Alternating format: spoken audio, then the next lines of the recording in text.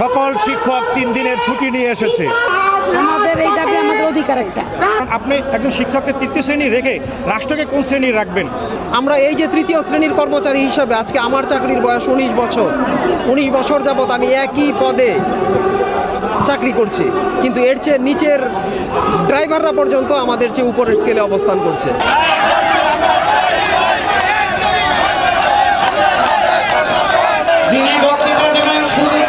আজকে শনিবার শিক্ষকরা জমায়েত হবে। আজকে যদি দাবি বাস্তবায়ন না হতে পারে আগামীকাল থেকে শিক্ষকরা থাকবে। মূলত আজকে প্রস্তুতির অংশ হিসেবে, অবস্থান করার অংশ হিসেবে আজকে আমরা শনিবার শুরু করেছি। আগামীকাল থেকে পূর্ণদমে আমাদের কর্মসূচি চলবে। শিক্ষকের যে মর্যাদা, এটা তৃতীয় শ্রেণীর, এটা আমাদের কাছে একটি রাষ্ট্রের জন্য একটি অসঙ্গতি মনে করি। এবং একই সাথে একজন শিক্ষক সে তৃতীয় শ্রেণী এবং 13 গ্রেডে বেতন পায়। এই বেতন দিয়ে সে আসলে তার চলার জন্য অনেক কষ্টকর হয়ে যায়। বাংলাদেশে যে ইনক্রিমেন্ট হয় তাও 5%, যা দেখা যায় রাষ্ট্রীয় মূল্যস্ফীতি 7%-এর উপরে হয়।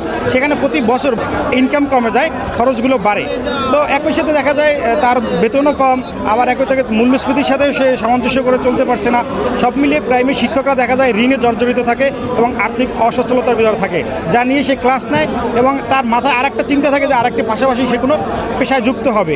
এটি একটি অসঙ্গতি, এটি একটি ফাঁদ। আমাদের সাধারণত তিনটা দাবি। প্রথমে হচ্ছে 10 গ্রেড বাস্তবায়ন, দ্বিতীয়টা হচ্ছে আমাদের 10 বছর এবং 16 বছর পূর্তিতে আমাদের টাইম স্কেল বহাল রাখা। আগে ছিল কিন্তু এখন না, এজন্য ওই টাইম স্কেলটা বহাল রাখা। আর হচ্ছে আমাদের শতভাগ পদোন্নতি। আমাদের পদোন্নতি বন্ধ আছে দীর্ঘ 22 বছর ধরে। আমাদের পদোন্নতি এবং উচ্চতর গ্রেড, যে আমাদের যে টাইম স্কেল যে বন্ধ করে যে উচ্চতর গ্রেড দেওয়া ছিল সেটা বন্ধ আছে। আসলে আমরা চাচ্ছি আমাদের পাঠ কার্যক্রম বন্ধ না রেখে আমাদের শিশুদের কোনো রকম ক্ষতি না করে আমাদের দাবি যাতে আমরা সহজে আদায় করতে পারি, এই জন্য আমরা বন্ধের দিন থেকেই আমাদের এই আন্দোলন শুরু করেছি। যদি সরকার বাহাদুর আমাদের এই আন্দোলন আজকে বন্ধের দিনেই মেনে নেয়, আমরা আমাদের পাঠ কার্যক্রমে ফিরে যাব। আমরা এই যে তৃতীয় শ্রেণীর কর্মচারী হিসাবে আজকে আমার চাকরির বয়স 19 বছর। 19 বছর যাবৎ আমি একই পদে চাকরি করছি, কিন্তু এর চেয়ে নিচের ড্রাইভাররা পর্যন্ত আমাদের চেয়ে উপরের স্কেলে অবস্থান করছে। তা আমাদের দাবি সরকারের প্রধানমন্ত্রী, প্রধান উপদেষ্টা থেকে শুরু করে বিভিন্ন মন্ত্রী পর্যায়ে বিভিন্ন যারা বসে আছে, এরা কেউ না কেউ কোনো না কোনো প্রাথমিক বিদ্যালয়ের শিক্ষকের হাত দিয়েই আজকের এই অবস্থানে ওনারা এসেছেন। তাই আমি বলতে চাই যে কোনো দাবি দাওয়া ছাড়া বিনা বাক্যে ওনারা আমাদের এই প্রাণের দাবিগুলো মেনে নিয়ে আমাদেরকে আজকে শনিবার, আগামীকালকে সকাল থেকে আমরা যাতে দ্বিতীয় শ্রেণীর মর্যাদা নিয়ে 10ম গ্রেড নিয়ে বিদ্যালয়ে কাজ করতে পারি সেই নির্দেশনা আমাদেরকে দিয়ে এবং পরিপত্র জারি করে আগামীকালকে বিকালের ভিতরে আমাদেরকে সসম্মানে যার যার বিদ্যালয়ে ফিরে যাওয়ার নির্দেশনা প্রদান করুক। আমাদের এই দাবি আমাদের অধিকার একটা।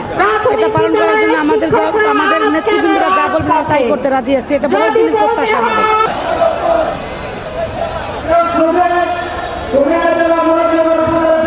সকল শিক্ষক 3 দিনের ছুটি নিয়ে এসেছে।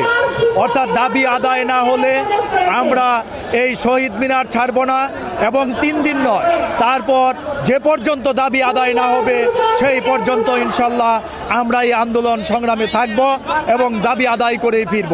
কারণ এই 10ম গ্রেড অন্য ডিপার্টমেন্ট সমযোগ্যতায় নার্স, পুলিশের এসআই, আজকে 8ম শ্রেণী পাস ড্রাইভারের স্কেল হলো 12তম গ্রেড, আমার সহকারী শিক্ষকদের গ্রেড হলো 13তম গ্রেড। এই বৈষম্য থেকে আমরা পরিত্রাণ চাই এবং সেই জন্যই আমরা ইনশাল্লাহ এখানে এসেছি। এবং ইতিপূর্বে আমরা অনেক আশ্বাস, আমাদের মন্ত্রণালয় অধিদপ্তর থেকে অনেক আশ্বাস দেওয়া হয়েছে, কিন্তু সেই আশ্বাসের ভিত্তিতে কোনো ফলাফল না পেয়ে আজকে আমরা এই শহীদ মিনারে সমবেত হয়েছি। সারা দেশ থেকে আরও হাজার হাজার শিক্ষক আসছে। ইনশাল্লাহ দাবি আদায় না হওয়া পর্যন্ত আমরা মাঠ ছাড়ব না।